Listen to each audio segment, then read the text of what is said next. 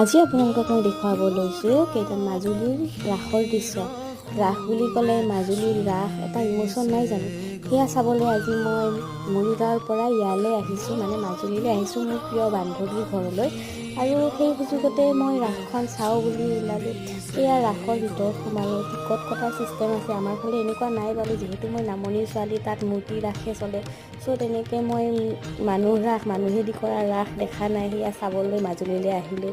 সেয়া টিকট কৰি হললৈ সোমালোঁ। এতিয়া ৰাস আৰম্ভ হৈছে, এতিয়া দেখুৱাই আছে হলৰ ভিতৰত, দুইজনীয়ে বহি চাই আছোঁ। এইফালে যে কিমান মানুহ ভৰ্তি হল এটা, ঠিক থিয়েটাৰৰ নিচিনাই, কিন্তু মই দেখা নাছিলোঁ এনেকৈ। এইবাৰ প্ৰথমবাৰ চালোঁ, বহুত ভাল লাগিল।